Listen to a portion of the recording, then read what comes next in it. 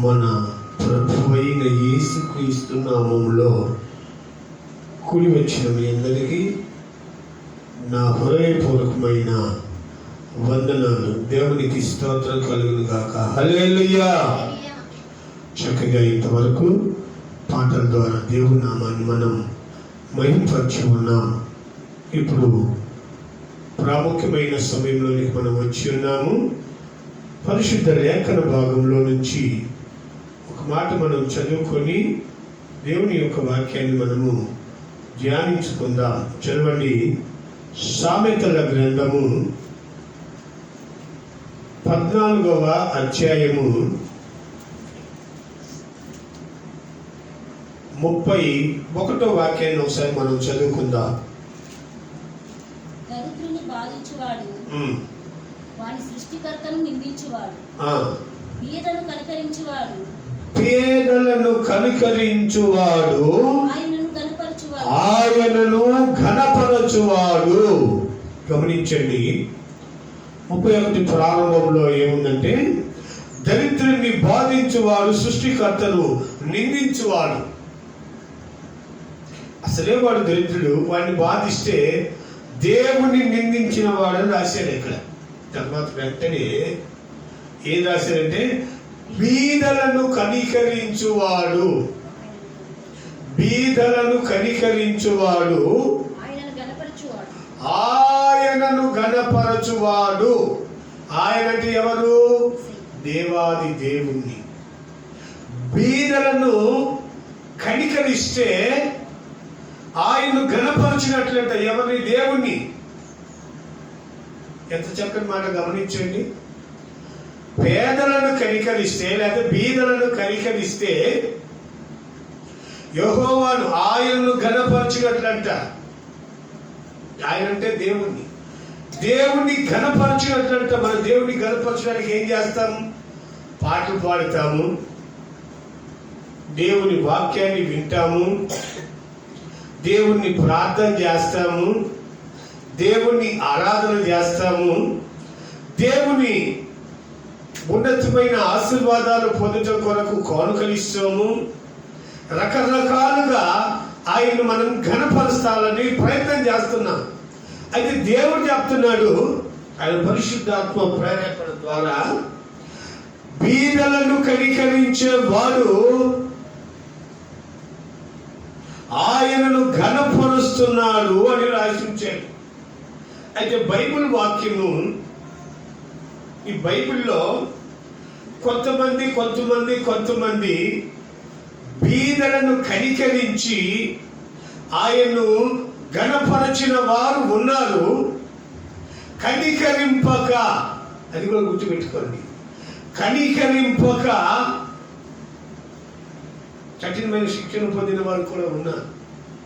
అందుకే దేవుని గ్రంథం ఒక మాట చెప్తుంది, కనికరము చూపని వాడు కనికరము లేని శిక్ష పొందుతాడని ఉంది బైబిల్లో. కనికరము కలిగి ఉంటే, పేదలను కనికరిస్తే, బీదలను కనికరిస్తే ఆయన ఘనపరిచిన వారు అవుతామంట. గమనించండి, ఆ పైన రాశాడు, దరిద్రులను బాధించువాడు సృష్టికర్తను నిందించువాడు. వాడి పరిస్థితులు బాగలేక వాడి దరిద్రుడే అయ్యి ఉండొచ్చు. వాడిని నువ్వు నిందించావంటే, వాడిని నిందిస్తున్నావని నీవనుకుంటున్నావు, సృష్టికర్తను నిందిస్తున్నావు. సృష్టికర్తను నిందించిన వాడు అవుతావు వాడిని బాధిస్తే. అయితే పేదలను కనికరిస్తే ఏమవుతామంటే ఆయనను ఘనపరిచిన వాడు అవుతామని వాక్యం చదువుకున్నాం. ఘనపరికి బీదలను కనికరించి ఘనపరిచిన వారెవరు? ఆయన కనికరించకుండా శాపాన్ని తెచ్చుకున్న వారెవరో 2 మాటలు తెలుసుకుంటే చాలు, ఎక్కువ అవసరం లేదు. ఒకసారి దావీదు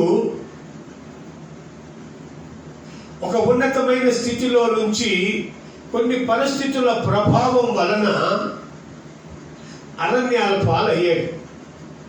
అప్పటికే ఆయన గొలియాతు లాంటి మహావీరులను చంపేసి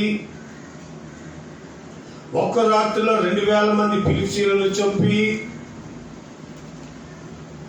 రాజకుమార్తెను పెళ్లి చేసుకొని అనేక ఉన్నతమైన స్థితిలో ఉండి కొన్ని పరిస్థితుల ప్రభావము వలన అడవుల పాలయ్యాడు.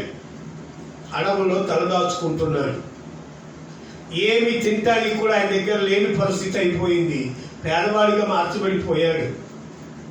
అడవిలో ఏముంటుంది? పంట పొలాలు ఉండవు. అడవిలో ఫలాలు ఇచ్చే చెట్లు ఎక్కడో ఒకటి ఉంటుంది. అది రోజు భోజనం చేసేదానికి సరిపోదు. ఇంకా కొన్ని పరిస్థితులన్నీ గమనిస్తూ ఉంటే అక్కడ ఆయనకు చాలా ఇబ్బంది కలిగేటువంటి పరిస్థితులలో ఒక ధనికుడైనటువంటి ఒక మనిషి దగ్గరికి తన దూతలను పంపిస్తున్నాడు. నేను ఇప్పుడు పేద స్థితిలో ఉన్నాను, మనం ఆయన కొంచెం మేలు చేస్తున్నాం కదా, ఏదైనా మనకు సహాయం చేస్తాడేమో, కనికరం చూపుతాడేమో అని ఈ నాబాలు దగ్గరికి పంపించాడు రాజు అయినటువంటి దావీదు. గమనించండి, అప్పటికి ఆయన రాజు కాలేదు, పేద స్థితిలో ఉన్నాడు. ఒకనాడు ఉన్నత స్థితికి వెళ్తాడు, తర్వాత విషయం. అతను ఉన్న పరిస్థితి భోజనము కూడా లేని బీద స్థితిలో ఉన్నాడు రాజు అయినటువంటి దావీదు. గమనించండి, ఒకసారి చదివితే మీకు అర్థమవుతుంది అనుకుంటా. సమూయేలు మొదటి గ్రంథము 25వ అధ్యాయము 9వ వాక్యం చదవండి. 25:9. దావీదు పనివారు వచ్చి అతని పేరు చెప్పి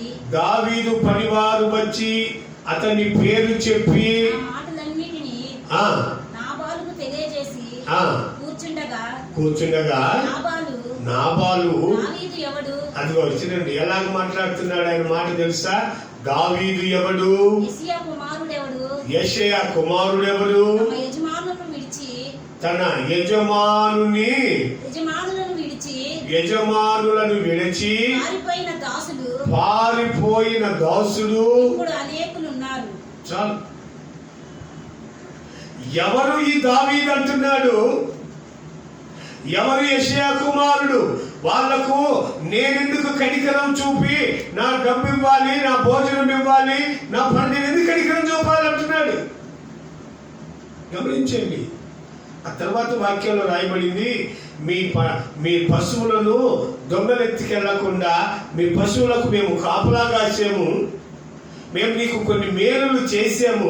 ఇప్పుడు పేద స్థితిలో ఉండి తినటానికి తిండి కూడా లేని పరిస్థితులలో నీ దగ్గరకు పంపించాను.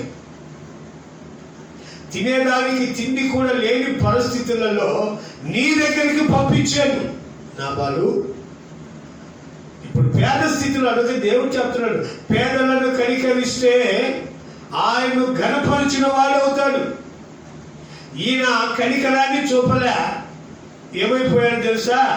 38వ వాక్యం చదివితే తెలుస్తుంది ఆయన ఏమైపోయాడో. కనికరము చూపని వారు కనికరము లేని తీర్పు పొందుతారు. 25:38 వాక్యము. యెహోవా చూడండి, యెహోవా నాబాలును మొత్తగా తీసేయి. జీవితం ఆగిపోయింది. కనికరము చూపని వాడు కనికరము లేని శిక్ష పొందాడు. యెహోవా మొత్తగా రాశాడు అక్కడ. దేవుడే మొత్తాడంట. ఎందుకు? కనికరం లేదా మనిషికి. మొరటివాడు నాబాలు, మొరటివాడు మోటువాడు, అతనికి కనికరము లేదు. ఆ కనికరము చూపి ఉంటే ఆ కనికరము ఆ పేదవారిపై ఆకలి అవుతూ అడవుల్లో చెట్లు చేమలు పట్టుకొని తిరిగే దావీదుకు వారి మనుషులకు పట్టిన భోజనం పెట్టి ఉంటే కనికరము పొందేవాడేమో, తన ఆస్తిని అనుభవించేవాడేమో, తన పిల్లల తరము తన కుటుంబాన్ని చూసుకునేవాడేమో. కనికరము చూపక తన పొరుగు వాని ఎడల ప్రేమను కనపరచక దేవుని వాక్యానికి విలువీయక, దేవుని యొక్క మంచి మనసు తెలుసుకోలేక చనిపోయాడంట. కనికరము చూపక. ఎవడు దావీదు, ఎవరు యెషయా కుమారుడు, నాకేం తెలియదు, వాళ్ళకి ఎందుకు ఇవ్వాలి? చూడండి, కనికరము చూపని వారు కనికరము లేని శిక్ష పొందుతారు. అయితే కనికరము చూపిన వారైతే గణపరచబడతారంట. కనికరము చూపిన వారు గణపరచబడతారు. ఎవరు చూపారో తెలుసా? పాత నిబంధనలో కనికరము అనేక మంది చూపిస్తూ వస్తున్నా ఒక ఆయన అంట గణపరచబడ్డాడంట. కనికరము చూపినందువలన తన అన్నలు కొట్టి గోతిలో పడేసిన,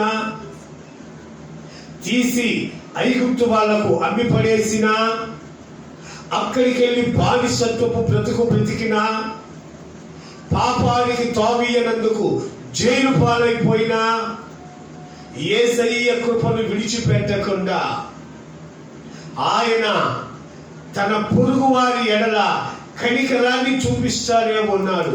జైల్లో ఇద్దరు కలలు కన్నారు. పానగాయకుడు, భోజనాలు ఇచ్చేటారు. ఇద్దరు కలలు కన్నారు. కానీ ఒకరికి మేలు జరిగింది, ఒకరికి కీడు జరిగింది. తన పొరుగు వారి కలలు ఆయన వారికి వివరంగా చెప్పాడు.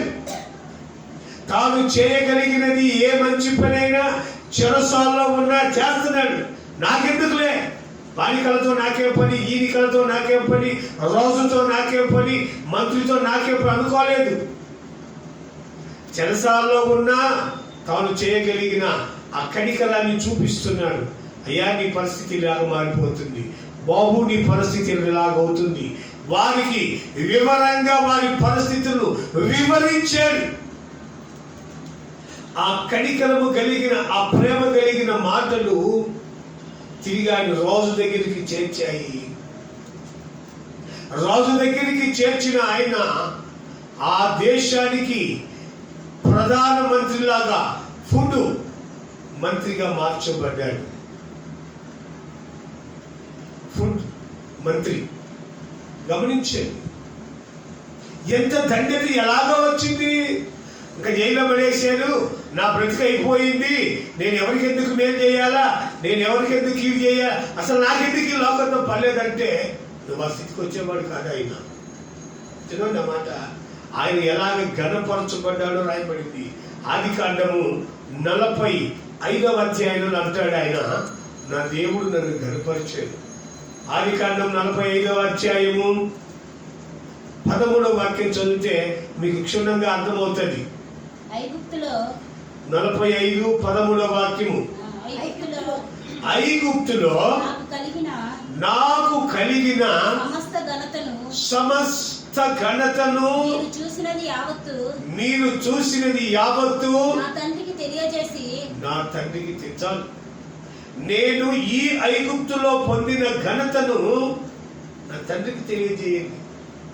మీరు చేసినటువంటి ఈ పనులున్నాయే, నన్ను కొట్టి గోతిలో పడేయటము, ఐగుప్తీయులు పగడాల వర్తకులకు అమ్మివేయటము, ఇవి చెప్పద్దు. వాటి వల్ల తండ్రి బాధపడతాడు, మీ మీద బాధపడతాడు. అవి చెప్పొద్దు. జరిగిపోయిన ఆ దరిద్ర పనులు పడే పక్కన ఘనత పొందానే, ఐగుప్తులో నేను ఘనత పొందానే, నేను అనుభవిస్తున్న ఈ ఆశీర్వాదాన్ని తండ్రికి తెలియజేయండి. శ్రమలు ప్రతి మనిషికి వస్తాయి, కష్టాలు ప్రతి మనిషికి వస్తాయి. ఆటో మీకు పని లేదు, అవి చెప్పుకోవాల్సిన అవసరం లేదు, అంత అవసరం ఏమి లేదు. నేను ఘనత పొందానే, ఈ ఐగుప్తు దేశంలో నేను ఘనత పొందుతున్నానే, ఈ ఘనతను నా తండ్రికి తెలియజేయండి, మన తండ్రికి తెలియజేయండి. ఆయన ఆనందిస్తాడు. సంతోషము కలిగిన మాటలు ప్రాణమును ఉత్తేజపరుస్తాయి. దేవునికి స్తోత్రం, హల్లెలూయా. సంతోషము కలిగిన మాటలు ప్రాణమును అది దేవుని మాటలు, పరిశుద్ధ వాక్కులు, అవి ఉత్తేజపరుస్తాయి ప్రాణాన్ని. అయ్యే వ్యర్థమైన మాటలు, పేదవాడికి కనికరము చూపని మాటలు ఉన్నాయే, అవి నిన్ను నాశనానికి నడిపిస్తాయి. ఉత్తేజమైన మాటలు చెప్పు, తండ్రి ఆనందిస్తాడు, సంతోషపరుస్తాడు, పరవశించిపోతాడు, వస్తాడు నా దగ్గరికి. ఈ ఐగుప్తులో నేను పొందిన ఘనతను తెలియజేయండి. దేవుడు చెప్తున్నాడు, పేదలను కనికరించు వారిని, ఎవరక్కడ పేదలను కనికరించువాడు ఆయన ఘనపరుస్తున్నాడు. దేవుణ్ణి ఘనపరచాలంటే నువ్వు పేదలను కనికరించాలి. అది చెప్తున్నాను ఇంతసేపు నీకు వాక్యం. పేదలను కనికరిస్తే ఆయన ఘనపరుస్తాడు. మనం ఆయన ఘనపరిచినంత గొప్ప మాటది. ఇంకో మాట కూడా చెప్పి నేను ముందుకు వెళ్తాను. ఎస్తేరు గ్రంథంలో 6వ అధ్యాయము మొదటి నుంచి ఒక మాట మనం చదువుకుంటే, అక్కడ మొర్దెకై ఘనపరచబడుతున్నాడు. ఎందుకో తెలుసా? తన తోటి వారందరిపై కనికరాన్ని చూపి వారి ప్రాణాలను కాపాడుకోవాలని ఉపవసించి ప్రార్థించి తన ప్రాణాలకు తెగించి ఎస్తేరుతో మాట్లాడి, ఆమె తన ప్రాణాలకు తెగించి రాజుతో మాట్లాడి ఎన్నో ప్రాణాలకు ఎస్తేరంటుంది, నా ప్రాణం పోయినా సరే నా కొరకు ప్రార్థన చేయండి. చదవండి ఆ మాట. 6వ అధ్యాయం 1వ వాక్యంలో ఆయన పొందిన ఘనతను చెప్తున్నాను. పడ్డ కష్టాలు. ఆ రాత్రి నిద్ర పట్టక రాజ్యపు సమూహము సమాచార గ్రంథము తెమ్మని రాజు ఆజ్ఞ ఇవ్వగా అది రాజా ఎదుట చదివి వినిపిస్తే ద్వారపాలకులైన విగ్రాను తేరీషు అను రాజు యొక్క ఇద్దరు నపుంసకులు రాజైన అషారోషును చంప యత్నించిన సంగతి మొర్దెకై తెలిసినట్లు అందులో వ్రాయబడి ఉండెను. రాజు ఆ సంగతి విని ఇందు నిమిత్తము మొర్దెకైకి బహుమతి ఏదైనా ఘనత ఘనత ఏదైనను చేయబడిన అని అడుగగా రాజు సేవకులు అతనికి ఏమీ చేయబడలేదని ప్రత్యుత్తరించారు. అప్పుడు ఆవరణలో ఎవరో ఉన్నారని రాజు చెప్పాను. 5వ వాక్యం చదివి 6వ వాక్యం చదవండి. రాజు ఘనపరచన అపేక్షించు వానికి ఏమి చేయవలనని రాజు అతనిని అడుగగా, హామాను నన్నుగాక ఎవరిని రాజు ఘనపరచునని తనలో తాను అనుకొని రాజుతో ఇట్లా, నేను రాజు ఘనపరచన అపేక్షించిన వానికి చేయతగిన లేదనగా. చాలు. కష్టపడింది, ప్రాణాల కోర్చి తన పొరుగు వారి కొరకు శ్రమ పడింది, పేదవారిపై కనికరము చూపిందేమో. మొర్దెకై అయితే ఘనత నాకు తప్ప ఇంకెవరికని మోసపూరితమైన గర్వపు హృదయము కలిగిన హామాను అంటున్నాడు, నన్ను తప్ప ఇంకెవరిని కనపరుస్తాడు.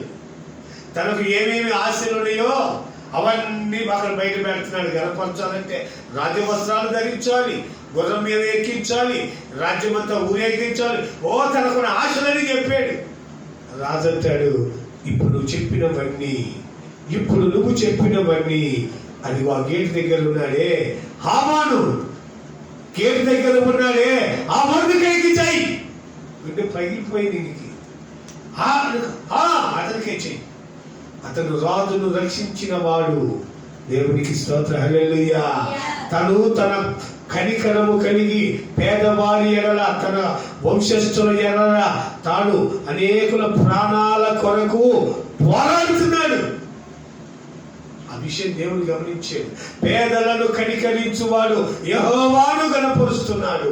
ఇతను పేదలను కనికరించాడు గనక తన వంశం వారిని కాపాడుకునే దానికి ప్రాణ త్యాగానికైనా సిద్ధపడ్డాడు కనుక ఇప్పుడు ఆయన చెప్తున్నాడు, రాజుకు మనసు కలిగించి అతన్ని గణపరచు. గమనించండి, దావీదుకు ఒక ముద్ద అన్నం పెట్టినాడేమో చచ్చి ఊరుకున్నాడు. పేదరికంలో ఉండి ఒక పూట తిండి లేక తిండి పెట్టయ్యా అని అడిగితే లేదు పోనాడేమో చచ్చాడు.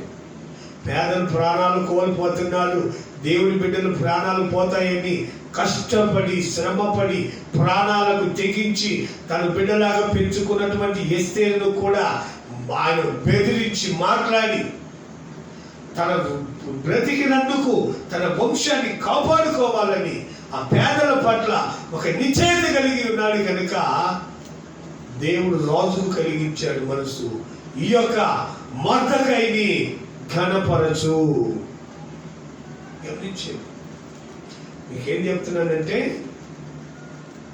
పేదరికంలో ఉన్న దావీదును నాబాలు కనికరం చూపలేదు కనుక చనిపోయాడు. దేవుడు గణపరచాలనుకుంటే ఎన్ని కష్టాలు వచ్చినా యోసేపును దేవుడు గణపరిచాడు. మొర్దెకైని కూడా దేవుడు రాజుకు చెప్పి మనశ్శాంతి లేకుండా చేసి ఆయన పుస్తకం తెప్పించుకొని రాజ్యానికి మేలు చేసింది ఎవరంటే మొర్దెకై పేరుంది. ఏమన్నా ఆయనకు మేలు చేసామంటే ఏం చేయలేదన్నారు. అయితే ఇప్పుడు చేయండి, ఆయన గణపరచండి.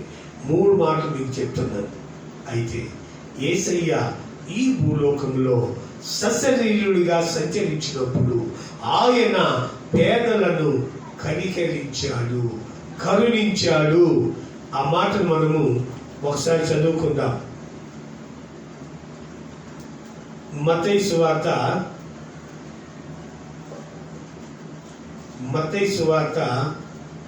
20వ అధ్యాయము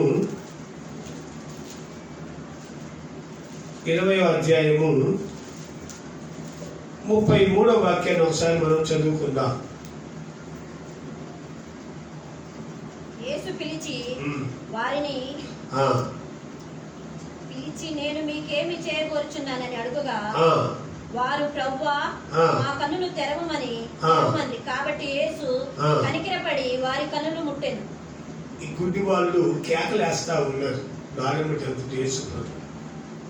యేసు ప్రభు వారిని చూసి అసలు మీకు ఏం కావాలి, ఎందుకు కేకలేస్తున్నారు అని అడిగితే వారు ఏ ధనధాన్యాలు కోరుకోలేదు కానీ అయ్యా మేము పుట్టిన కొనది గుడ్డివారు, మా బ్రతుకులు పుట్టిన కానించి గుడ్డి బ్రతుకుతున్నాము, మాకు ఏ కనికరము లేదు, ఎవరు మమ్మల్ని ఆదరించే వాళ్ళు లేరు, మేము పుట్టుకునే వాళ్ళము, కనికరించయ్యా నువ్వైనా, నువ్వు కనికరించి మాకు కన్నులింపు. అక్కడ రాయబడిన మాట ఏంటంటే యేసు ప్రభువు వారి మీద కనికరపడ్డాడంట. పేదలు కదా, అడుక్కులు తింటున్నారు, వాళ్ళకి జీవనోపాధి ఏమి లేదు, ఏమి కనపడవు. ముందు గొయ్యి ఉందా, కంప ఉందా, గోడ ఉందా, ఏమీ కనపడని ఆ దౌర్భాగ్యపు స్థితిలో ఉన్న గుడ్డి వారిని ఆయన చూసి కనికరపడి మీకేం కావాలని అడిగారు. వారి ఆశ ఏంటో అని. మాకేముంది బాబు, మా బ్రతుకులకు ఈ శాపగ్రస్తమైన జీవితాన్ని తీసి మా కన్నులు ఇంకా మాకేమద్దు, కన్నులు చాలు అన్నారు. దేవుడు ఎంబటి కనికరపడి వాళ్ళ కళ్ళు ఇచ్చేసి వాళ్ళు చూపు పొందే. ఈ కనికరాన్ని ఆయన బైబుల్లో చాలా మంది మీద చూపినట్టుగా ఉంది. ఎగ్జాంపుల్ ఇంకోటి కూడా చదివిస్తాను. మార్కు సువార్త 8వ అధ్యాయము 2వ వాక్యం కూడా ఒకసారి చదవండి. మార్కు సువార్త 8వ అధ్యాయము 2వ వాక్యము. ఈ జనులు నేటికి 3 దినముల నుండి నా యొద్ద ఉన్నారు, వారికి తినటానికి ఏమీ లేనందున నేను వారి మీద కనికరపడుచున్నాను. చూడండి, తండ్రి పాత నిబంధన ఎప్పుడు సామెత గ్రంథంలో రాయించాడు జ్ఞాని అయిన సొలొమోనుతో. ఏమని? పేదలను కనికరించువాడు ఆయనను కనపరచువాడు. యేసయ్య ఈ పేదలు దేవుని వాక్యం వినటానికి వచ్చారే, ఈ పేదలను చూసి 3 రోజుల నుంచి ఒకటే ప్రసంగం చేస్తున్నారు. వాళ్ళు వింటా ఉన్నారు. ఆకలి దప్పులు ఎట్టబోయాయో దేవుని పరిశుద్ధమైన మాటలు వింటూ దేవుణ్ణి ప్రార్థించుకుంటూ వాళ్ళు నీరసపడిపోయారు. ప్రార్థనా శక్తి వాళ్ళలో ఉంది కనుక 3 దినాలు వాళ్ళ ఆకలితో అలాగా ఉన్నారు. వారిని చూస్తే నా కనికరం కలుగుతా ఉంది. వారికి ఏదైనా భోజనం పెట్టండి, తినటానికి ఏమైనా పెట్టండి. కనికరము కలిగిన దేవుని కుమారుడు సశరీరుడిగా ఈ లోకములో సంచరిస్తున్నప్పుడు చెప్పిన మాటది. వారిపై కనికరపడి, కనికరాన్ని చూపని వాడు కనికరము లేని శిక్ష పొందుతాడు. ఈ దేవుని వాక్యపు నెరవేర్పు చెప్తున్నాను. ఈయన కనికరాన్ని చూపుతున్నాడు, ఆయనను కనపరుస్తున్నాడు. కనికరము కలిగిన దేవుడు. వీళ్ళంటారు పక్కన నన్ను, అయ్యా ఇంతమందికి మనం ఎక్కడ భోజనాలు ఉండి పెట్టాలి? అడిగిలో గిన్నెలు లేవు, చెంబలు లేవు, సేటలు లేవు, బియ్యం లేవు, కూరగాయలు లేవు, ఏమండి పెట్టగలము? దేవుడు అంటాడు, యేసయ్య అంటున్నాడు, మీ దగ్గర ఏమైనా ఉండవా తినేదానికి? ఒక చిన్న పిల్లాడు 5 రొట్టెలు 2 చేపలు ఉన్నాయ్యా, ఇంక మా దగ్గర ఏమీ లేవన్నారు. చాలా మంది ప్రజలు ఉన్నారు. ఆ చిన్న బిడ్డకున్న మనస్సును గమనించండి. దేవుడు తలుచుకుంటే రాళ్ళను రొట్టెలుగా మార్చగలడు. కానీ ఆ చిన్న మనస్సుకున్నటువంటి ఆ త్యాగపూరితమైనటువంటి ఆ మనస్సును దేవుడు చూసేది. ఆయన కనికరము కలిగిన దేవుడు ఆ చిన్న బిడ్డలో ఉన్న త్యాగాన్ని చూసి, పట్రా బాబు, ఈ ఘనత నీకు రావాలి. ఈ ప్రకటన, ఈ దేవుని బైబిల్ ఎక్కడ చదివితే, ఈ సువార్త ఎక్కడ ప్రకటిస్తే 5 రొట్టెలు 2 చేపలు ఈ పసివాని దగ్గర ఉన్నాయని చెప్పి తీసుకున్నాడే, ఆ ఘనత అక్కడికి ఇచ్చాడు ఆయన పిల్లానికి. పేదల ఎడల కనికరము చూపేదానికి తీసుకొచ్చి పరలోకం వైపు చూపించి వాటిని ఆశీర్వదించి పంచిపెట్టమన్నాడు. వీళ్ళు చేస్తా ఉంటే వస్తా ఉన్నాయి, చేస్తా ఉంటే వస్తా ఉన్నాయి. ఉన్న ఆ యొక్క పురుషులు, స్త్రీలు, పిల్లలు, ప్రార్థనలో ఉన్న ప్రతి ఒక్కరు తృప్తిగా తిని ఇంకా మిగిలిన 12 గంపలు ఎత్తారంట. దేవునికే మహిమ. హల్లెలూయా, హల్లెలూయా. కనికరము కలిగిన దేవుడు. అక్కడున్న సిచ్యువేషన్ మీరు గమనించండి. వేల ప్రజానికము ఆకలితో అలమటిస్తున్నారు. దేవుని వాక్యం వినేదానికి వచ్చారు. పేదలు అక్కడ హోటల్స్ లేవు, అక్కడ రాళ్ళు రప్పలు తప్ప ఆ కొండపైకి ఏమి లేవు. కనికరము కలిగిన దేవుడు, ప్రేమ కలిగిన తండ్రి వారి యొక్క ఆకలిని గుర్తుపట్టి వారి యొక్క ఆకలిని తీర్చే దేవుడు. అందుకే ఆయన అంటాడు, తల్లి తన బిడ్డలను మరచునేమో, నేను మరువజాలను. బిడ్డ ఆకలి తల్లికే తెలుస్తుంది. బిడ్డ ఆకలి తల్లికి తెలుస్తుంది. ఇది 2 రోజుల నుంచి తినలేదు, 1 రోజు నుంచి తినలేదు, 3 రోజుల నుంచి తినలేదు, ఆకలితో అలమటిస్తున్నాడని తల్లి అల్లాడిపోతుంది. అయితే ఆ తల్లి ప్రేమను మించిన ప్రేమ మన యేసయ్య ప్రేమ. ఆకలితో వాళ్ళను పంపడానికి ఇష్టపడని ప్రేమ, పేదలైన వారిపై కనికరాన్ని చూపిన ప్రేమ. ఆకాశం వైపు చేతులెత్తి కృతజ్ఞతాస్తుతులు చెల్లించి దేవాది దేవుణ్ణి వేడుకుంటే దేవుడు ఆయన్ను ఘనపరిచాడు. దేవుడు యేసయ్యను ఘనపరిచాడు. ఎలాగా?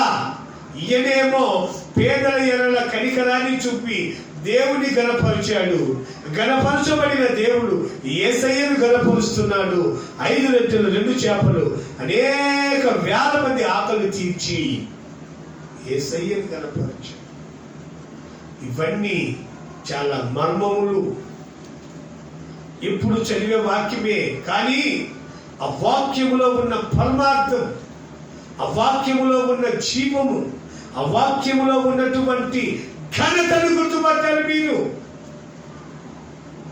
పేదలను కనికరించి దేవుని ఘనపరుస్తున్నాడు. దేవుడేమో యేసయ్యను కనపరుస్తున్నాడు. అది దేవుని వాక్యపు నెరవేర్పు. గమనించండి.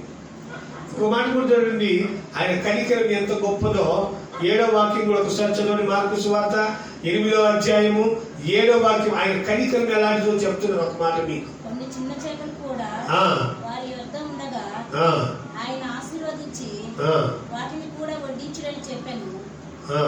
వారు భోజనం చేసి తృప్తి పొందిన మీదట మిగిలిన ముక్కలు 7 గంపల నిండా ఎత్తిరి. అది ఎంత ఆశీర్వాదానికి యోగ్యుడో యేసయ్యను గురించి అక్కడ రాసి ఉంచారు.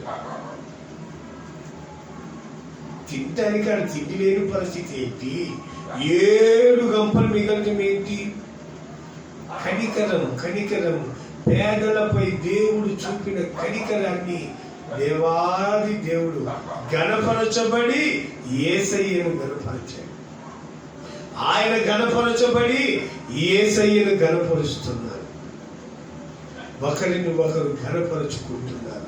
పేదలను కరుణించి యేసయ్య గణపరిస్తే దేవుణ్ణి ఘనత పొందిన దేవుడు యేసయ్యను గణపరుస్తున్నాడు. నా మాట విని పేదల ఎడల కనికరము చూపావు గనుక నేను నిన్ను గణపరుస్తున్నాను. ఇంకా చెప్పనా, ఒకసారి శిష్యులు శృంగారపు అనేటువంటి దేవాలయం దగ్గరికి వెళుతుంటే మెట్ల మీద కూర్చున్న ఒక కుంటివాడు ఏదైనా వారి దగ్గర దొరుకుద్దేమని ఆశగా చూస్తున్నాడంట. వారి దగ్గర ఏమైనా దొరుకుద్దేమో అని. ఏం దొరుకుతుంది? సేవకులు ఇలా కానీ వాళ్ళు ఏమన్నారో తెలుసా? చదవండి ఆ మాట. అపోస్తుల కార్యం 3వ అధ్యాయం 3వ వాక్యంలో ఉంటుంది.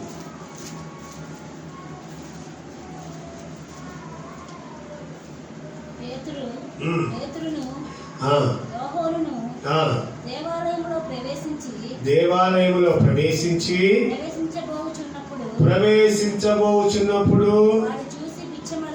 వాడు చూసి భిక్షమడుగగా పేతురు యోహాను వారిని తేరి చూసి మా తట్టు చూడు. వారు వారి యొద్ద ఏమైనా దొరుకుతాదేమో అని కనిపెట్టుచు వారి యందు లక్ష్యం ఉంచెను. అంతటా పేతురు వెండి బంగారాలు మా యొద్ద లేవు గాని మాకు కలిగినది నీకిచ్చుచున్నాము. నజరేయుడైన యేసు నామములో లేచి నడు. మా దగ్గర వెండి బంగారాలు లేవు, మేము ఆస్తి పొందలం కాదు. మా దగ్గర ఉంది దేవుని కృప, దేవుని ఆశీస్సులు, దేవుని ఆశీర్వాదం, పరిశుద్ధ వాక్కులు ఉన్నాయి మా దగ్గర. వెండి బంగారాలు లేవు. దేవుని పరిశుద్ధత ఉంది మా దగ్గర. దేవుని పరిశుద్ధమైన వాక్కు మా దగ్గర. వెండి బంగారాలు లేవు, డబ్బు లేదు మా దగ్గర. పరిశుద్ధతే ఉంది, దేవుని వాక్యం ఉంది, వెండి బంగారాలు లేవు. ఆ వాక్కు ద్వారా చెప్తున్నాం. మా దగ్గర నువ్వు ఏదైనా ఆశిస్తే నీకు ఒక 50 రూపాయలు, ఒక 100 రూపాయలు ఇస్తే అది ఈరోజు జరిపోతుంది, రేపు మళ్ళీ నీ బ్రతికిదే. అది నీకు స్వస్థతనిస్తే, నీ కాళ్ళు బాగు చేస్తే నీవు ఆశీర్వదించబడతావు. నీకు ఒక కుటుంబం ఏర్పడుతుంది. నీవు నిశ్చయముగా దేవుని దీవెన అనుభవిస్తావు. పేదవాడికి నీకేం లేదు, ఎప్పుడు అడుగు తిని బ్రతికింది. ఒక 100 ఇస్తే నీ బ్రతుకు మారదు, ఒక 50 ఇస్తే నీ బ్రతుకు మారదు. నీ బ్రతుకు మార్చేటువంటి ఆ పరిశుద్ధత కలిగిన వాక్కులు ఉన్నాయి, అవి మా దగ్గర. అవి నీకు ఇస్తున్నాం. నజరేయుడైన యేసు నామములో లేచి నడు. ప్రియమైన దేవుని బిడ్డలారా, ప్రియమైన దేవుని బిడ్డలారా, దేవుడు చెప్తున్నాను, నీ దగ్గర ఏదైనా ఉంటే పేదలను కరుణించు, కనికరించు. నీ దగ్గర ఏది ఉందో వారికి దయచి. నువ్వు డబ్బని నువ్వు అనుకుంటున్నావు, బట్టలని నువ్వు అనుకుంటున్నావు, ఆస్తిపాస్తులను నీవు పొందిన ఆ దేవుని పరిశుద్ధత కూడా వారికి పంచు. డబ్బు తీసుకోబాక. ఇక మొదలుపెట్టబాక. ఏమంటే ప్రసంగం ఇచ్చి ఆశీర్వదించబడిన వారు కలరు, ఇమ్మక పాడైపోయిన వారు కలరు. ఇక ప్రాసంగాలు మీరు ఉచితముగా పొందితిరి కనుక ఉచితముగానే ఇయ్యండి. గమనించండి, రేట్లు పెట్టబాకండి. నేను ప్రతిసారి చెప్తుంటాను ఇదే మాట. కర్చీపుకి రేటు, కొబ్బరి నూనెకి ఈ రేటు, ఇంకో దానికి ఆ రేటు, మరొక దానికి ఈ రేటు. ఒకరోజు లెక్క అప్పగించాలి దేవుని సేవకుడా, ఒకరోజు లెక్క అప్పగించాలి దేవుని బిడ్డ. నువ్వు కనికరము చూపుచున్నావా, కఠినము చూపుచున్నావా? గుర్తుపెట్టుకోవాలి. గుర్తు పెట్టుకుంటే దేవుడు మనల్ని నడిపిస్తాడు. ఒకసారి చదవండి, మలాకి గ్రంథము 1వ అధ్యాయము, మత్తయి సువార్త కంటే పైనే ఉంటుంది.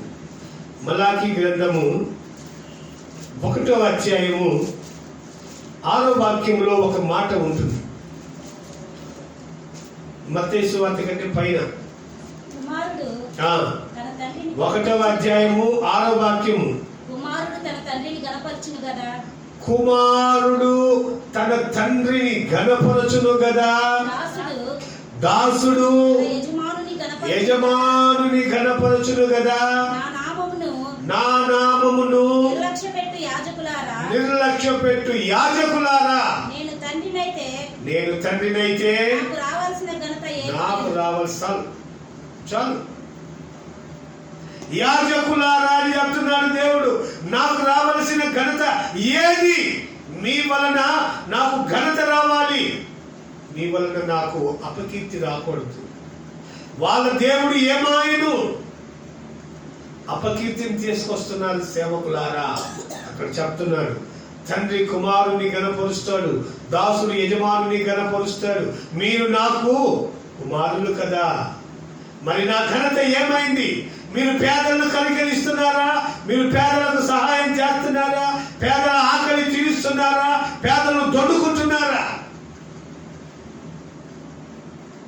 లేక ఒక ఆయన చెప్పాడట, వాళ్ళే పేదలై చేసుకునే తినాలి లేక పస్తుంటుంటే ఒక ఆయనంట ఆ ప్రాంతానికి వెళ్ళి ఆ భయంకరమైన గొడ్డు ప్రాంతం అది 5,000 పెట్టి ఇవ్వండి నాకు, ఎక్కడా కవర్లో పెట్టి ఇవ్వండి. చూడండి, 5,000 రూపాయలు కవర్లో పెట్టి కానుక తెచ్చేయండి, మీరు ఆశీర్వదిస్తారు మిమ్మల్ని, లేకపోతే మీకు ఆశీర్వాదం లేకపోతున్నారు. ఏం ఎలాగ తయారైపోయింది ఈరోజు క్రైస్తవ్యం. ఒక ప్రక్కన వేరే వాళ్ళు ఏకి వదిలిపెడుతున్నారు. యేసయ్య ప్రేమ ఏంటి మీరు ప్రకటించేది ఏంటి అని. యేసయ్య ప్రేమ ఏంటి మీరు ప్రకటించేది ఏంటి? లక్షలు కూడబెట్టుకుంటున్నారా? 1000 కూడబెట్టుకుంటున్నారా? యేసయ్య చెప్తున్నాడు, పేదలను కనికరించండి, మీరు అప్పుడు దేవుని గణపరిచిన వారు అవుతారు. పేదలు ఎవరిని అడగబాకండి. ఇక మళ్ళీ శిష్యులు ఒకసారి అమాయకంగా నా పొరుగు వాళ్ళు ఎవరిని అడుగుతారు. శిష్యులు ఒకసారి మా పొరుగు వాళ్ళు ఎవరండి అని అడుగుతాడు. మీరు పేదలు ఎవరండి అని అడిగినట్టుగా మాస్టర్ అడిగితే యేసయ్య చెప్తాడు, మీ పొరుగువాడు ఎవరో మీకు తెలియదా? మీ పొరుగువాడు ఎవరో మీకు తెలియదా? ఒకడు యెరూషలేము నుంచి ఎరుకోకు దిగిపోతూ దొంగల చేతిలో చిక్కితే, దొంగలు కొట్టి అక్కడ పడేస్తే మొదటిగా యాజకుడు చూసి వెళ్ళిపోయాడు, తర్వాత పరిచారకుడు చూసి వెళ్ళిపోయాడు, కానీ సమరయుడు చూసి ఆ దెబ్బలకు కట్లు కట్టి పుట్టకూళ్ళ వానికి ఈయనకి ఎలాంటి సంబంధం లేదు, తన పొరుగు వాడు ఎవరు అని అడిగినందుకు చెప్పాడు ఆ ఉపమానాన్ని.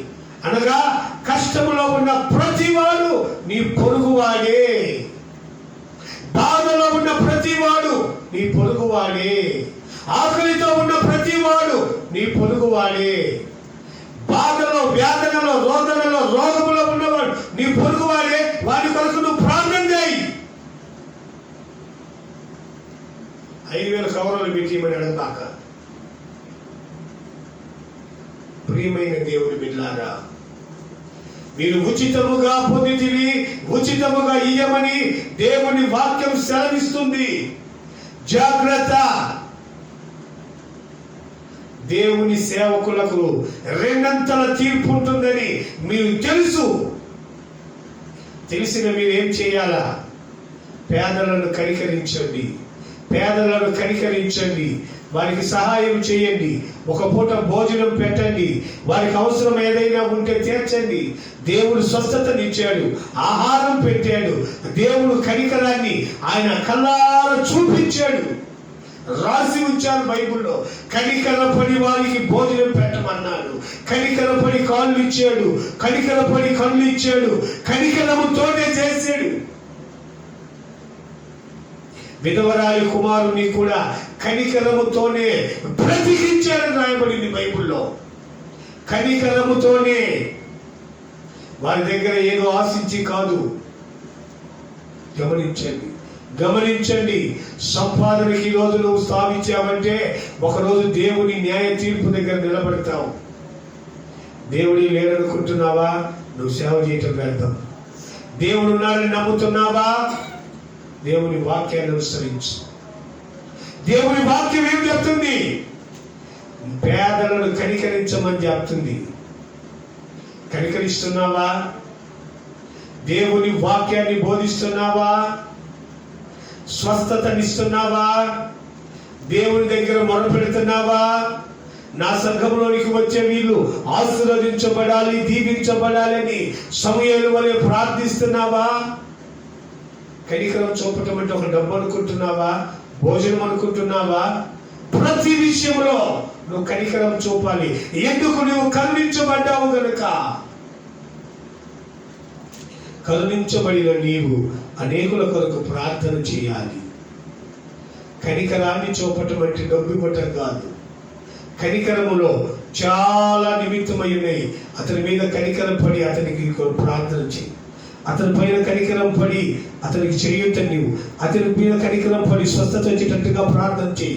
అతని మీద కనికరము పడి అనేక విషయాల్లో అతను ఉన్నటువంటి రోగములో, వ్యాధులలో, బాధల్లో, అనేకమైన కష్టాల నుంచి విడిపించబడాలని ప్రార్థన చేయి. సమూయేలు అంటాడు, నేను నీ కొరకు ప్రార్థించకపోతే నేను పాపము చేసిన వాడిని అంటున్నాడు. ప్రియమైన దేవుని బిడ్డ, ఈ మధ్యాహ్న కాల సమయంలో దేవుని వాక్యం వింటున్న నీకు పేదలను కనికరిస్తే ఆయనను ఘనపరచిన వాడవు అవుతావు. పేదలను కనికరించకపోతే ఆయనను ఘనపరిచిన వాడవు కాలేవు. ఒకసారి చదవండి, యోహాను సువార్త 12వ అధ్యాయము 6వ వాక్యం ఒకసారి చదువుదాం. యోహాను సువార్త 12వ అధ్యాయము 6వ వాక్యము. వారు ఇలాగు చెప్పినది బీదల మీద శ్రద్ధ కలిగి కాదు గాని. ఏమో ఎవరు చెప్పారో తెలుసా ఈ మాట? యూదా ఇస్కరియోతు అంట. ఏమని అంటున్నాడు తెలుసా? అయ్యో అతనంతా పారబోస్తున్నావు ఏంటి తల్లి? చదవండి ఆ మాట, 5వ వాక్యం చదవండి. ఈ అత్తరు ఎందుకు 300 దేనారములకు అమ్మి పేదలకు ఇవ్వచ్చు. చూడబ్బా, ఎంత ప్రేమ కలిగిన మనిషి బయలుదేరండి. చాలు, ఎంత ప్రేమ గల మనిషి. ఈ అత్తరెందుకు యేసయ్య పాదాల మీద బాస్తున్నావు?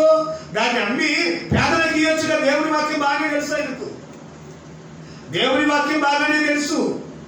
ఈ అత్తలు అమ్మితే డబ్బులు వస్తాయి కదా, అవి పేదలకు పంచొచ్చుగా. వ్యర్థంగా ఎందుకు పాల్పోస్తున్నావు? ఆ కింద రాయబడింది ఏంటో తెలుసా? ఆయన పేదల మీద ప్రేమ కలిగా మాట అనలేదు. డబ్బు సంచి ఆయన దగ్గరే ఉంటుంది కనుక దాంట్లో కొద్దిగా దొబ్బేయచ్చని రాసి ఉంది. ఆ మాట బైబిల్లో చదువు. తన దగ్గర డబ్బు సంచి ఉండినందున అందులో వేయబడినది దొంగలించవచ్చును గనుక. చాలండి, ఇంకెందుకు? అక్కడే ప్రశ్న సమాధానం రెండు కలిసినాయి. ఈయన పేదలను కనికరించేదానికి చెప్పలేదా మాట? ఆ డబ్బు ఏదన్నా సంచిలో పడేస్తే ఎందుకు? డబ్బు సంచి దగ్గరే ఉంది. దేవుడి కాదు డబ్బు, దానికి ధైర్యం తొందరగా పడుతుంది. జాగ్రత్త. డబ్బు ఎక్కువ ఉంటే గర్వం వచ్చేస్తుంది.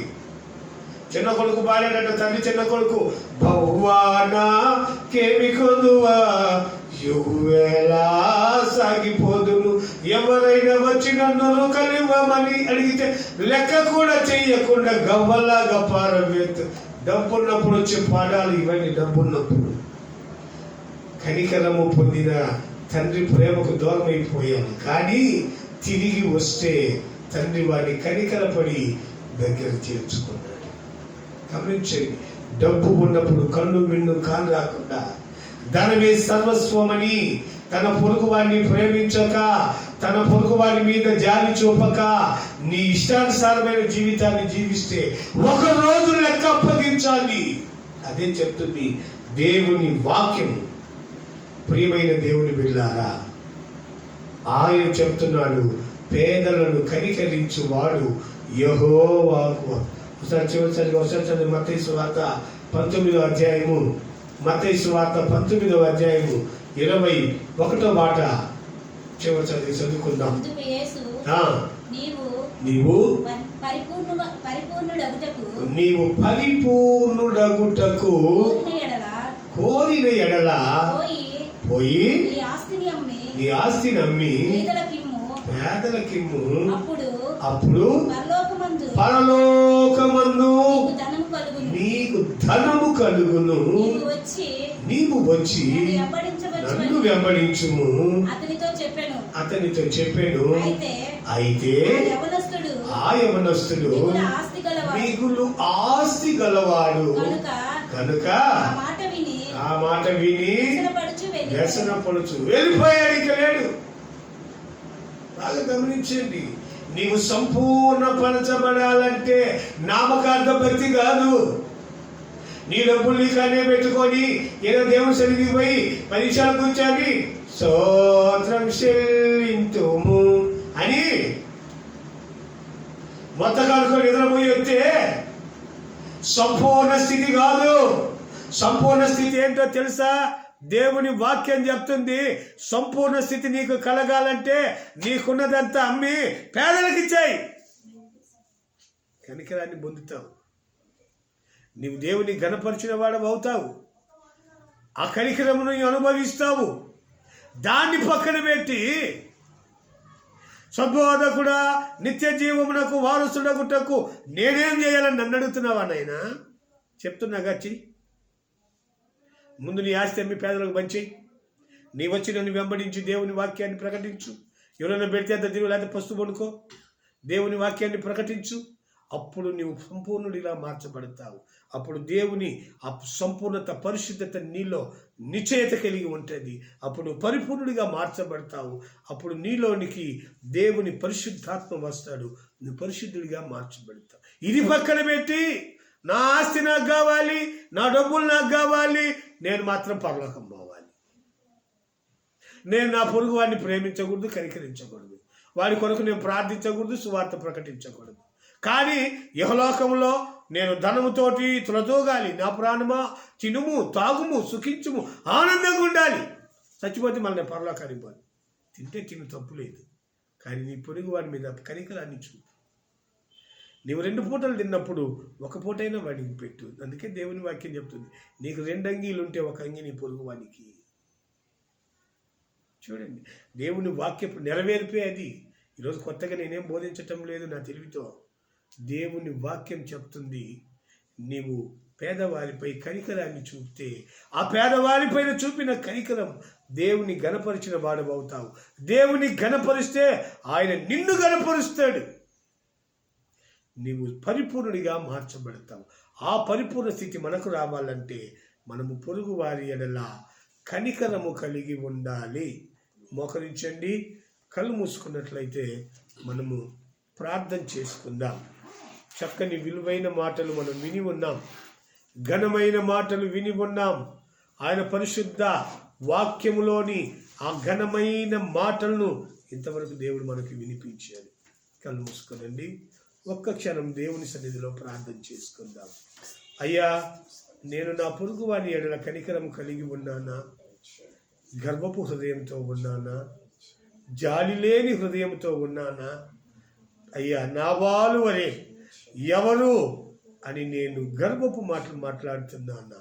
కృపతో నన్ను జ్ఞాపకం చేసుకోను ఆయన.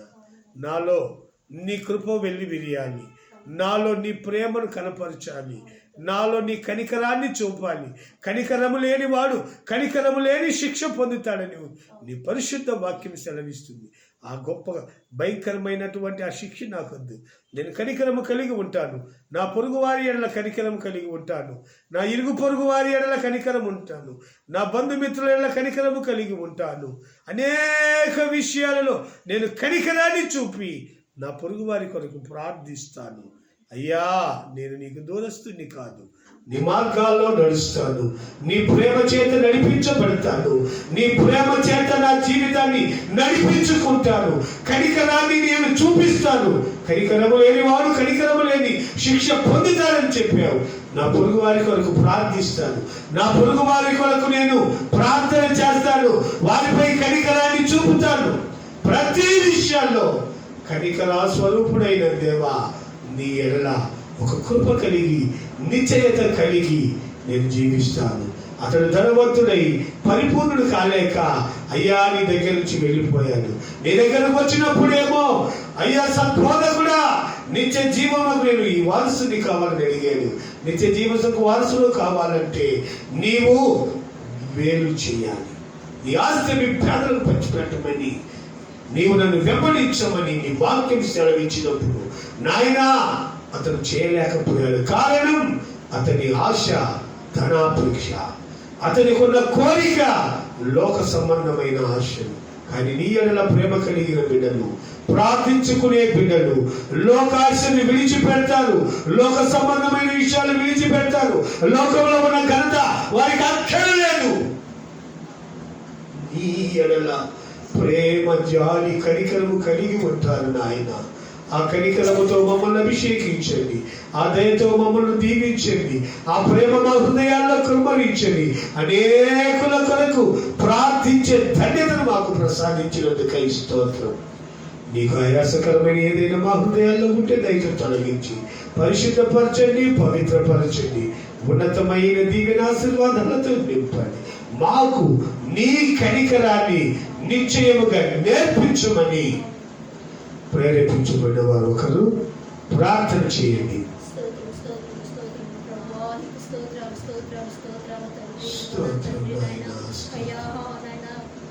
మొట్టకైకి ఘనతను దయచేసిన తండ్రి, స్తోత్రాలు ఘనతను ప్రభావ నీకు తెచ్చే బిడ్డలుగా మమ్మల్ని ఉంచాడు తండ్రి. నీకు స్తోత్రాలు స్తోత్రాలు స్తోత్రాలు. ఇరుగు కొరకు ప్రభావ ప్రార్థించే కృపను మాకు దయచేయండి ఆయన. ప్రార్థించే ఆత్మను మాకు దయచేయండి తండ్రి. నీకు స్తోత్రాలయ్యా. కనికరపడే మనసును మాకు దయచేయండి అయ్యా. దయా మనసును మాకు దయచేయండి ఆయన. దరిద్రులు ప్రభావ నాయన, పేదలను కనికరించే గుణాన్ని మాకు దయచేయి తండ్రి. నాయన ఇంటి ముందుకు ఎవరైనా వస్తే ప్రభావ లేదనకుండా పెట్టే ప్రభావ గుణాన్ని మాకు దయచేయండి తండ్రి. నీకు స్తోత్రాలయ్యా. అయ్యా కనికరింపబడే మనసును మాకు దయచేయండి తండ్రి. నీకు స్తోత్రాలయ్యా. కనికరం మాకు లోటుగా ఉన్నదేమో ప్రభావ, దయ మాకు లోటుగా ఉన్నదేమో ప్రభావ, అందు నిమిత్తమై మాతో మాట్లాడి ఉన్నావు తండ్రి. నీకు స్తోత్రాలు స్తోత్రాలు స్తోత్రాలయ్యా. అయ్యా దయా మనసును ప్రభావ, ఇరుగు కొరకు ప్రార్థించే మనసును మాకు దయచేయండి. ప్రార్థన ఆత్మతో మమ్మల్ని నింపండి తండ్రి. నీకు స్తోత్రాలు స్తోత్రాలయ్యా. యూట్యూబ్ ద్వారా వింటున్న ప్రతి కుటుంబాన్ని దీవించండి, ఆశీర్వదించండి అయ్యా. నీకు స్తోత్రాలయ్యా. వచ్చిన ప్రతి బిడ్డని ప్రభుత్వ అత్యధికంగా మీరు ఆశీర్వదించండి తండ్రి. నీకు స్తోత్రాలయ్యా. బిడ్డలకు కూడా ప్రభావ కనికర మనసును దయచేయండి అయ్యా. జాలిపడే మనసును మీరు దయచేయండి తండ్రి. నీకు స్తోత్రాలయ్యా. అయ్యా ఈ మధ్య కాలపు దీవెనలతో ప్రభా ప్రతి బిడ్డని ప్రభా దీవించమని యేసయ్య పరిశుద్ధ పాదాల దగ్గర చేరి అడుగుచున్నాను తండ్రి. ఆమేన్. దేవుడు మన ప్రార్థన ఆలకించి ఆయన ప్రేమను కనికరాన్ని మనకు నేర్పి ప్రార్థనాత్మతో స్తోత్రాత్మతో నింపి ఆయన కృప చేత నడిపిస్తున్న దేవాది దేవునికి స్తోత్రాలు చెల్లిద్దాం. స్తోత్రం స్తోత్రం స్తోత్రం స్తోత్రం స్తోత్రం. అలాగే దినపు ప్రార్థనలో పాల్గొన్న దేవుడు ఆశ్రయించి అనేక వెలుగుబడి మరి ఒక పర్యాయం నడిపించి డ్రైవర్స్ కాలనీలో ఉన్న బిడ్డలను, రైల్వే స్టేషన్ కాలనీలో ఉన్న దేవుని బిడ్డలను, సుందరయ్య కాలనీలో ఉన్న దేవుని బిడ్డలను, ఎస్టేట్ లో ఉన్న దేవుని బిడ్డల కుటుంబాలన్నింటినీ దేవుడు ఆశీర్వదించి ఆయన కృపచేత బలపరిచి అనేకులను ఆయన పరిశుద్ధత ఆత్మ ద్వారా ఆయన మందిరానికి నడిపించలాగిన దేవునికి స్తోత్రాలు చెల్లిద్దాం. ఆ కుటుంబాన్ని ఆశీర్వదించలాగిన స్తోత్రాలు చెల్లిద్దాం. మన ప్రార్థన అంగీకరించి నూతన మందిరాన్ని త్వరలోనే ప్రారంభించి జరగవలసిన పనులు దేవుడు సకాలంలో ముగించి అనేకులకు దేవుడు ప్రేరేపణించి నూతన మందిరాన్ని నూతన ఆత్మలతో నింపి ఆ ప్రాంతమంతా ఆత్మతో సత్యముతో ఆరాధించే సంఘాన్ని దేవుడు స్థిరపరిచి ఆయన కృప చేత బలపరుస్తున్న తండ్రి కుమార పరిశుద్ధాత్మ త్రియేక దేవునికి స్తోత్రాలు చెల్లిద్దాం. స్తోత్రం స్తోత్రం స్తోత్రం స్తోత్రం. పరిశుద్ధుడా జీవాధిపతి నాయన నీకు స్తోత్రం. నీ కృప చేత నీ దయచేత నాయన మమ్మల్ని సజీవ లెక్కలో ఉంచి ఈ దినపు ఆరాధనలో పాల్గొని నోరారా నిన్ను కనపరచుటకు నీ పరిశుద్ధ వాక్కులు వినుటకు మీరిచ్చిన కృపకై ధన్యతకై నీకు స్తోత్రం నాయన. అలాగే తండ్రి మేము ప్రారంభం అల్పముగా ఉన్నప్పటికీ ముగింపును ఆశీర్వాదకరంగా మార్చిన దేవానికి స్తోత్రం. అనేక రానేక వెనుకబడుతున్న నీ బిడ్డలు మీరు జ్ఞాపకం చేస్తూ ప్రతి బిడ్డను నీ పందిర ఆవరణలోకి నడిపించండి. నీకు స్తోత్రం. వచ్చిన ప్రతి బిడ్డను పేరు పేరున దీవించి ఆశీర్వదించండి. ఈ సంఘానికి సహకరిస్తున్న ప్రతి హస్తాన్ని దీవించండి. నూరంతల ప్రతిఫలాన్ని దయచేయమని ప్రార్థిస్తుంది. అలాగే నా తన వస్తున్న మినిస్ట్రీని సేవకులను దైవ సేవకులను అయ్యా విశ్వాసులను నడిపిస్తున్న నాయకులను ప్రతి ఒక్కరిని మీ జ్ఞానంతో నింపి మీ ఆశీర్వాదంతో దీవించండి. మమ్మల్ని వదిలి మీ దగ్గరికి వచ్చిన దైవ సేవకులేసిన గారికి ప్రశాంతతను మీరు విశ్రాంతిని దయచేసినందుకై మీకు స్తోత్రం. ప్రతి విషయంలో సకల ఘనత మహిమ ప్రభావం మీరు మాత్రమే పొందుకొని మీ మెండైన దీవెన ఆశీర్వాదాలు మాత్రం ఈ సకల కోటి పరిశుద్ధుల ఆదివారం దీవెన ఆశీర్వాదాలతో నింపి పంపబడి యేసయ్య పరిశుద్ధ నామం పేరట అడిగి ప్రార్థించి వినయముగా వేడుకొనుచున్నాము పరమ తండ్రి, ఆమేన్. మన తండ్రి అయిన దేవుని ప్రేమ, కుమారుడైన యేసయ్య కృప, పరిశుద్ధాత్మ దేవుని అన్యోన్య సహవాసం మనకును సకల పరిశుద్ధులకును వస్తున్న మినిస్ట్రీ నాయకులు దైవ సేవకులకును సదాకాలము తోడై ఉండి నడిపించునుగాక. ఆమేన్. హల్లెలూయా. అందరికీ వందనాలు. దేవునికి స్తోత్రం. ఆమేన్.